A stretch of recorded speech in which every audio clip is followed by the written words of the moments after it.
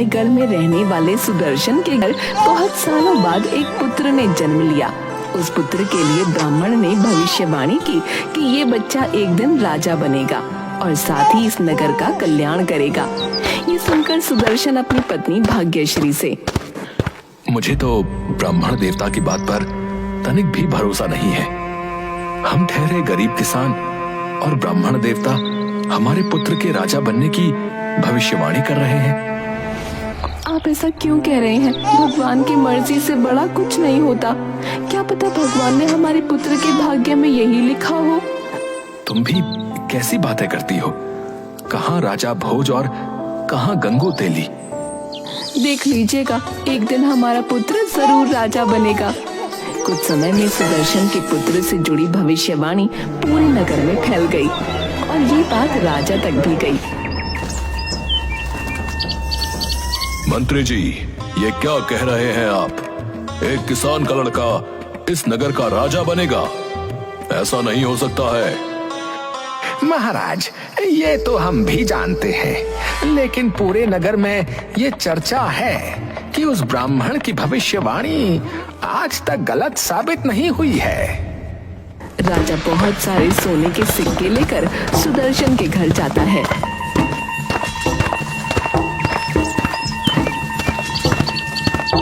महाराज की जय हो। हम तो धन्य हो गए जो आप स्वयं पधारे। मैं तुम्हारे पास एक प्रस्ताव लेकर आया हूँ। महाराज, आज्ञा दीजिए। तुम ये सोने के सिक्के ले लो और बदले में अपना पुत्र हमें दे दो। नहीं नहीं महाराज, आप ये क्या कह रहे हैं? ये पुत्र हमें बड़ी मन्नतों के बाद मिला है। हम कैसे अपना पुत्र आपको दे दें? अगर तुम ये सिक्के लेकर अपना पुत्र नहीं दोगे तो हम तुम्हारे सामने तुम्हारे पुत्र का वध कर देंगे और तुम दोनों को आजीवन कारावास में बंदी बना देंगे। नहीं महाराज, हम आपकी प्रजा हैं। आप ऐसा अनर्थ नहीं कर सकते हैं। मेरे इस नन्हे से पुत्र ने आपका क्या बिगाड़ा है? हमने सुना है कि तुम्हारा पुत्र आगे आने वाले समय में हमारे राज्य का राजा बनेगा। नहीं महाराज, मैं इस बात को नहीं मानता। आप फिक्र मत कीजिए, मैं ऐसा कुछ भी नहीं होने दूंगा। मैं हमेशा मुसीबत को जड़ से खत्म करता हूँ, इसलिए ना तुम्हारा पुत्र यहाँ रहेगा और ना ही इस नगर का राजा बनेगा। अब तुम खुद निर्णय ले लो, तुम्हें अपना पुत्र जीवित रखना है या अपने सामने उसकी मृत्यु होते देखोगे। राजा बड़ा ही दुष्ट था। नगर के लोग उससे खुश नहीं थे, लेकिन उसके आगे मजबूर थे। सुदर्शन और उसकी पत्नी राजा की बात से डर गए। ठीक है महाराज, अगर ऐसी बात है तो आप हमारा पुत्र ले लीजिए, लेकिन हमारी आपसे विनती है कि आप इसके प्राण मत लीजिएगा। तुम समझदार हो जो तुमने ये फैसला लिया। अपना पुत्र मुझे दे दो और ये सोने के सिक्के तुम रख लो। नहीं महाराज, मैं अपना पुत्र आपको इन सिक्कों के बदले नहीं दे रहा, बल्कि उसकी प्राणों की रक्षा के लिए दे रहा हूँ। राजा ने बच्चे को एक बैलगाड़ी में रख दिया और उस बैलगाड़ी को जंगल की ओर छोड़ दिया ताकि बच्चे को जंगली जानवर खा ले। लेकिन नियति को कुछ और ही मंजूर था। जंगल में एक लकड़हारे की और उसकी पत्नी की नजर बैलगाड़ी पर पड़ी। इस बैलगाड़ी से बच्चे की रोने की आवाज आ रही है, परंतु इसमें कोई मनुष्य तो नहीं दिख रहा।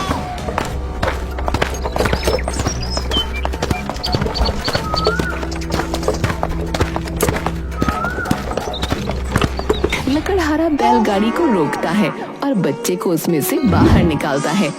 ये किसका बच्चा है? कितना सुंदर है। इसके चेहरे का तेज तो देखो, क्या चमक है इसके चेहरे पर। जरूर किसी ऊंचे कुल का है, लेकिन इसे बैलगाड़ी में किसने छोड़ दिया? मुझे लगता है ये बच्चा ईश्वर ने हमारे लिए भेजा है। हम इतने सालों से बच्चे के लिए तरस रहे थे, आज हमारी इच्छा पूरी हुई। सही कहा आपने, हम इसे अपने बच्चे की तरह रखेंगे। लकड़हारा और उसकी पत्नी उस बच्चे का नाम आदित्य रखते हैं। समय के साथ आदित्य बड़ा हो गया। एक दिन बेटा आदित्य, अब बारिश का मौसम आने वाला है। हमें ज्यादा लकड़ियां काट कर लानी होंगी। जी पिताजी, परंतु अब आप लकड़ियां लेने जंगल में नहीं जाया करेंगे, मैं अकेला ही जाऊंगा। नहीं बेटा, अभी मैं इतना बूढ़ा नहीं हुआ हूं। चलो हम दोनों चलते हैं ताकि कम समय में ज्यादा लकड़ियां काट कर ला सकें।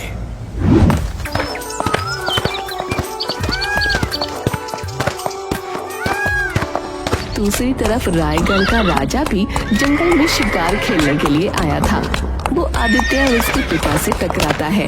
आदित्य को देखकर राजा पहचान जाता है कि ये वही लड़का है जिसे उसने बैलगाड़ी में रखकर जंगल में छोड़ा था, क्योंकि आदित्य के माथे पर एक त्रिशूल का निशान था। तुम कौन हो? प्रणाम महाराज, मेरा नाम आदित्य है और मैं पास के ही गांव में रहता हूं। मैं रायगढ़ नगर का राजा हूं और यहाँ शिकार के लिए आया हूं, परंतु मुझे अपनी रानी को एक बहुत जरूरी संदेश भेजना है। क्या तुम मेरा संदेश रानी तक पहुंचाने में हमारी मदद करोगे? महाराज, ये तो मेरा सौभाग्य होगा। ठीक है, मैं तुम्हें अपना संदेश लिख कर देता हूं, परंतु तुम इस संदेश को खोलोगे नहीं और ये संदेश सीधा रानी के हाथ में जाकर दोगे। जैसी आपकी आज्ञा महाराज। पिताजी, मैं महाराज का संदेश पहुंचाने रायगढ़ जा रहा हूं।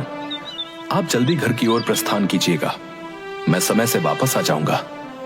अपना ध्यान रखना बेटा। आदित्य राजा का संदेश लेकर निकल पड़ता है। रास्ते में अचानक उसके घोड़े के सामने एक सांप आ जाता है। आदित्य का घोड़ा चिल्लाने लगता है। आदित्य उसे संभालता है, परंतु वह महल जाने का रास्ता भूल जाता है। तभी उसकी नजर एक छोटे से घर पर पड़ती है। आदित्य उस घर के दरवाजे पर जाता है। क्या इस घर के अंदर कोई है? क्या मेरी आवाज कोई सुन रहा है? हाँ बेटा, बोलो, कौन हो तुम? जी, मेरा नाम आदित्य है और मैं इस नगर के राजा का जरूरी संदेश देने राजमहल जा रहा था, परंतु मैं रास्ता भूल गया हूँ। क्या आप मेरी मदद कर सकते हैं? हाँ, तुम अंदर आ सकते हो और कल सुबह मैं तुम्हें महल का रास्ता बता दूंगा। आदित्य घर के अंदर जाता है और रोशनी पड़ते ही वो व्यक्ति और उसकी पत्नी आदित्य को पहचान जाते हैं, क्योंकि वो व्यक्ति कोई और नहीं सुदर्शन होता है। वो आदित्य से पूछता है, बेटा, तुम तो एक आम नागरिक लगते हो, फिर तुम राजमहल का खास संदेश पहुंचाने क्यों जा रहे हो? आदित्य सुदर्शन को सारी बात बताता है। बेटा, रात बहुत हो गई है, तुम यहीं विश्राम करो। कल सुबह मैं तुम्हें महल का रास्ता दिखा दूंगा। ठीक है, आज रात मैं यहीं विश्राम कर लेता हूँ। आदित्य के सोने के बाद मुझे कैसे भी करके राजा का संदेश पढ़ना होगा। हाँ, मुझे भी ये बात थोड़ी अजीब लग रही है कि राजा ने हमारे साधारण से पुत्र को अपने महल संदेश भेजने के लिए क्यों चुना है। वो दोनों राजा का संदेश निकालते हैं और पढ़ते हैं। संदेश में लिखा होता है कि इस लड़के को कारागार में डाल दिया जाए और आजीवन मुक्त न किया जाए। ये राजा कितना दुष्ट है, अभी भी ये हमारे पुत्र के पीछे पड़ा है। राजा हमारे पुत्र का भला कभी नहीं सोचेगा। सही कहा था तुमने। दूसरे दिन सुबह अब मैं अपने सफर पर निकलना चाहता हूँ। क्या आप मुझे राजमहल का रास्ता बताएंगे? हाँ बेटा, जरूर बताऊंगा। सुदर्शन आदित्य को राजमहल का रास्ता बताता है।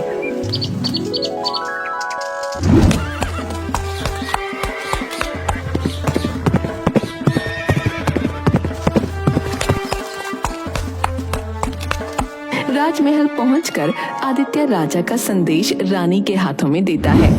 संदेश पढ़कर रानी राजकुमारी को बुलवाती है।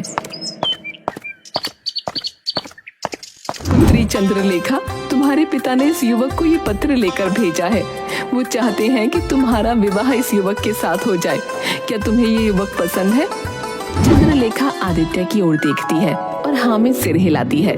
मंत्री जी, महाराज के आदेशानुसार राजकुमारी का विवाह इस युवक से कर दिया जाए। आज ही आप विवाह की तैयारी कीजिए।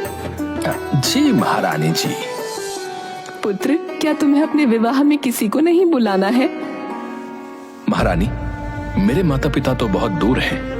अगर मैं उनको बुलाने के लिए संदेश भेजूंगा तो समय लगेगा। क्या ये विवाह एक दिन बाद किया जा सकता है? नहीं, महाराज के आदेश के अनुसार ये विवाह आज ही होना है। अगर तुम्हारा कोई रिश्तेदार यहाँ है तो तुम उन्हें संदेश भेज सकते हो। जी, मेरे एक जानने वाले यहीं पास में हैं, लेकिन उन्हें बुलाने मैं स्वयं जाऊंगा। ठीक है, परंतु समय से आ जाना, तब तक हम विवाह की तैयारी करते हैं। आदित्य सुदर्शन और भाग्यश्री के पास जाता है और उन्हें सारी बात बताता है। मेरे माता पिता तो यहाँ से बहुत दूर हैं। मैं उन तक तो अभी नहीं पहुंच सकता हूँ और ना ही संदेश भेज सकता हूँ। कल आप दोनों ने मेरे माता पिता की तरह ही मेरी देखभाल की, इसलिए मैं चाहता हूँ कि आप दोनों मेरे विवाह में मेरे साथ हों। भाग्यश्री सुदर्शन की ओर देखती है। जरूर, हम तुम्हारे विवाह में जरूर चलेंगे। सुदर्शन, ये सब कैसे हुआ? उस दुष्ट राजा के आदेश अनुसार तो हमारे पुत्र को कारावास में डालने की बात लिखी थी ना?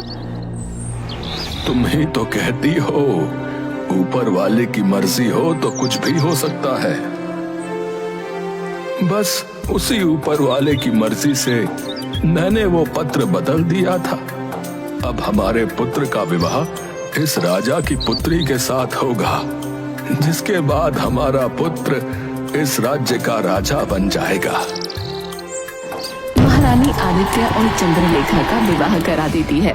जब राजा वापस आता है तो उसे इस विवाह के बारे में पता चलता है, लेकिन वो अपने दामाद को कारागार में नहीं डाल सकता था, इसलिए उसने एक दूसरी युक्ति सोची।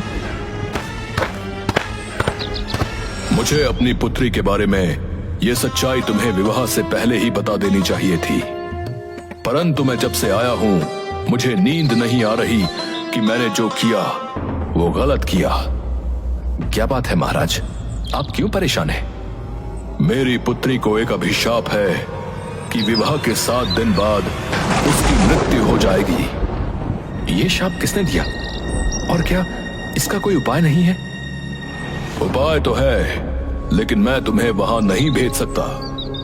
महाराज, आप मुझे सिर्फ उपाय बताइए, मैं अपनी पत्नी के प्राणों की रक्षा के लिए कुछ भी करूंगा। दुर्जनपुर में एक राक्षस है जिसके 2 दांत सोने के हैं। अगर वो सोने के दांत लाकर मेरी पुत्री को दिए जाएं, तो वो शाप मुक्त हो जाएगी। महाराज, मैं जरूर जाऊंगा, लेकिन इसमें प्राणों को खतरा है। चाहे कुछ भी हो, मैं अपनी पत्नी के लिए अवश्य जाऊंगा। आदित्य अपनी पत्नी को शाप मुक्त करने के लिए दुर्जनपुर की ओर निकल पड़ता है।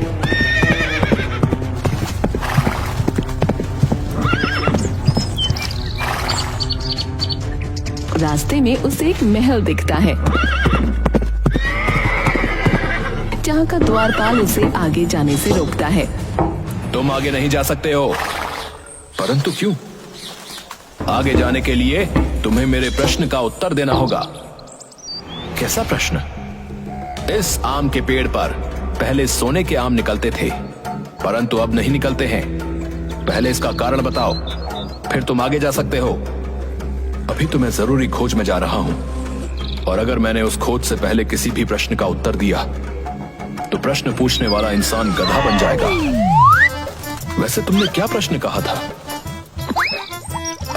कुछ भी नहीं, तुम आगे जा सकते हो, परंतु वापस आने के समय तुम्हें मेरे प्रश्न का उत्तर देना ही होगा। जरूर दूंगा। वो आगे बढ़ता है।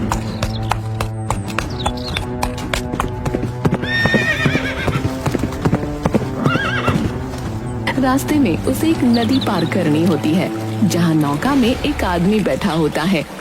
भाई, क्या आप मुझे नदी के उस पार छोड़ देंगे?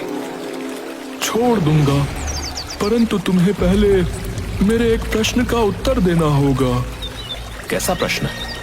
मैं इतने सालों से इस नौका में ही बैठा हुआ हूँ, कितनी भी कोशिश करता हूँ, परंतु ये चप्पू मेरे हाथ से छूटता ही नहीं। इसका कारण बताओ। मैं आपके प्रश्न का उत्तर जरूर देता, परंतु अभी मैं एक बहुत जरूरी खोज में जा रहा हूं, और अगर उस खोज के पहले मैंने किसी भी प्रश्न का उत्तर दिया तो उस प्रश्न को पूछने वाला व्यक्ति गधा बन जाएगा।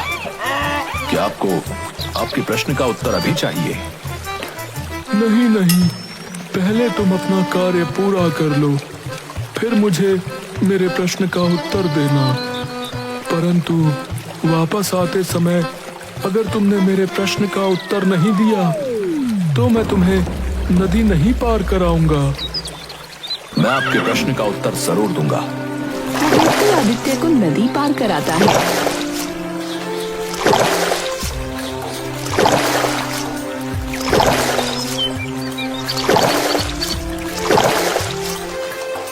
वो दुर्जनपुर पहुंच जाता है, जहां सोने के दांतों वाला राक्षस रहता था। उसकी गुफा के बाहर आदित्य को एक बूढ़ी औरत दिखती है। आप कौन है माताजी? पहले तुम बताओ, तुम कौन हो? यहाँ क्या कर रहे हो? जी, मेरा नाम आदित्य है और मैं यहाँ सोने के दांतों वाले राक्षस से मिलने आया हूँ। अच्छा, तो तुम मेरे पुत्र अहिरावण से मिलने आए हो? वो राक्षस आपका पुत्र है? हाँ, वो मेरा पुत्र है, लेकिन क्या तुम्हें नहीं पता, वो इंसानों को जीवित नहीं छोड़ता। तुम क्यों आए हो यहाँ? आदित्य सारी बात बताता है।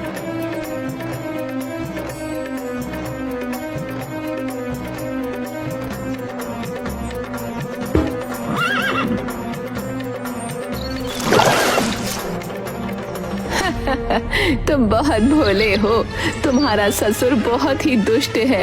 उसने जानबूझकर तुम्हें मेरे पुत्र के पास भेजा ताकि तुम कभी वापस न जा सको। मुझे नहीं पता मेरा ससुर दुष्ट है या नहीं, परंतु मैं इतना जानता हूं कि अगर मैं आपके पुत्र के सोने के दांत लेकर जाऊंगा तो मेरी पत्नी शाप मुक्त हो जाएगी, और उन दांतों को ले जाने के लिए अगर मुझे अपने प्राणों की बलि देनी पड़ेगी तो मैं वो भी दे दूंगा। बूढ़ी औरत आदित्य की बातें सुनकर प्रसन्न होती है। बेटा, तुम सच में बहुत नेक दिल हो। तुम्हारी जगह यदि कोई दूसरा होता तो अपने ससुर की सच्चाई जानने के बाद यहाँ से वापस चला जाता और साथ ही अपनी पत्नी को भी हमेशा के लिए छोड़ देता। पर तुम सब कुछ जानने के बाद भी अपनी पत्नी का साथ देना चाहते हो, इसलिए मैं तुम्हारी मदद जरूर करूंगी। लेकिन ध्यान रखना, किसी भी परिस्थिति में तुम मेरे पुत्र अहिरावण के सामने मत आना, वरना वो तुम्हें मार देगा। अगर मैं आपके पुत्र के सामने नहीं आऊंगा तो उसके सोने के दांत कैसे लूंगा? दांत मैं तुम्हें लाकर दूंगी। तभी अहिरावण अपने घर वापस आता है। वो इतना थका हुआ होता है कि आते ही अपने बिस्तर पर लेट जाता है। पुत्र, तुम तो सो रहे हो। हाँ माँ, मुझे नींद आ रही है और तुम मुझे परेशान मत करो, सोने दो। बूढ़ी औरत अहिरावण का एक सोने का दांत निकालती है। क्या है माँ, मुझे क्यों परेशान कर रही हो? मैंने एक सपना देखा, उसमें एक प्रश्न था, उसका उत्तर दे दो मुझे। बोलो, क्या प्रश्न था? पहले जिस पेड़ पर सोने के आम होते थे, अब उस पर सिर्फ पत्तियां क्यों हैं? क्योंकि एक चूहा उस पेड़ की जड़ को नीचे से खा रहा है। उस चूहे को निकाल दो, पेड़ फिर से सोने के आम देने लगेगा। तुम मुझे सोने दो माँ। बूढ़ी औरत अहिरावण का दूसरा दांत निकालती है। अब क्या हुआ माँ? अब तो मैंने तुम्हारे प्रश्न का उत्तर दे दिया। एक और प्रश्न है। बोलो, तुम जब तक अपने प्रश्नों का उत्तर नहीं ले लोगी मुझे सोने नहीं दोगी। एक व्यक्ति नदी में नाव चला रहा है। वो लाख कोशिश करता है, फिर भी उसके हाथ से चप्पू छूटता ही नहीं। क्योंकि वो चप्पू शापित है। अगर वो व्यक्ति चप्पू को छोड़ना चाहता है तो उसे वो चप्पू किसी और व्यक्ति के हाथों में देना होगा। अब हो गए तुम्हारे सारे प्रश्न खत्म। अब तो मैं सो सकता हूँ। हाँ बेटा, अब तू आराम से सो जा और मैं भी सो जाती हूँ। बूढ़ी औरत आदित्य को अहिरावण के 2 सोने के दांत देती है और आदित्य उन्हें प्रणाम करके जल्दी से वहाँ से निकल जाता है।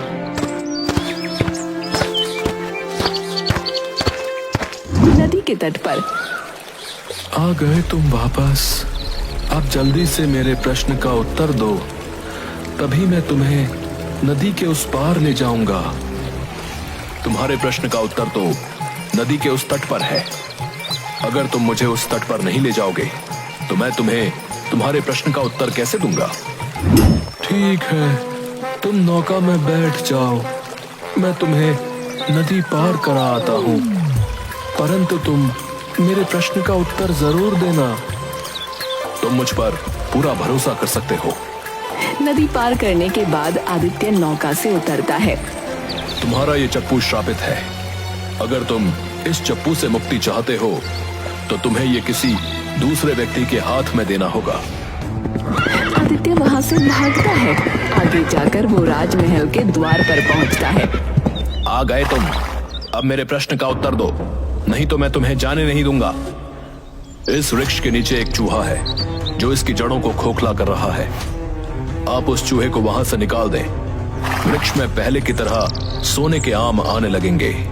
आदित्य की बात सुनकर द्वारपाल वृक्ष की जड़ से चूहे को निकालता है और चूहे के बाहर निकालते ही उस पेड़ पर बहुत सारे सोने के आम आ जाते हैं, जिसे देखकर नगर के लोग बहुत खुश होते हैं और वो सब मिलकर आदित्य को सोने के सिक्कों से भरे हुए 8 बक्से उपहार में देते हैं। आदित्य उपहार लेकर रायगढ़ वापस आता है। महाराज, मैं वापस आ गया और उस राक्षस के सोने के दांत भी ले आया। तुम तो बड़े वीर हो, परंतु ये बताओ कि तुम्हें ये सोने के सिक्कों से भरे हुए बक्से कहाँ मिले? महाराज, दुर्जनपुर के जंगलों में सोने के सिक्कों के बड़े बड़े पहाड़ हैं। मैंने ये वहीं से लिए हैं। राजा लालची था और सिक्कों के लालच में दुर्जनपुर के लिए निकल पड़ता है। जैसे ही वो नदी के तट पर पहुंचता है, नौका में बैठा व्यक्ति राजा के हाथ में वो श्रापित चप्पू पकड़ाता है और नौका से बाहर आकर नाचने लगता है। तुमने ये चप्पू मुझे क्यों दिया? क्योंकि ये श्रापित चप्पू है और अब ये आपके हाथ में है। आज से इस चप्पू को चलाने का काम आप करेंगे और मैं इस चप्पू की गुलामी से मुक्त हो गया। दूसरी तरफ राजमहल में सुदर्शन और भाग्यश्री अपनी सारी सच्चाई आदित्य को बताते हैं। पिताजी, आपने मुझे तब क्यों नहीं बताया जब मैं आपके पास आया था? बेटा, मैंने तुम्हें इसलिए नहीं बताया क्योंकि मुझे डर था कि सारी सच्चाई जानने के बाद तुम कोई गलत कदम ना उठा लो। हमें उस समय चुप रहना ही उचित लगा, पर अब हम और चुप नहीं रह सकते थे। आदित्य अपने असली माता पिता से मिलकर बहुत खुश होता है। साथ ही वो अपने लकड़हारे माँ बाप को भी अपने पास राजमहल में बुला लेता है और वो सब मिलकर एक साथ खुशी खुशी राजमहल में रहने लगते हैं।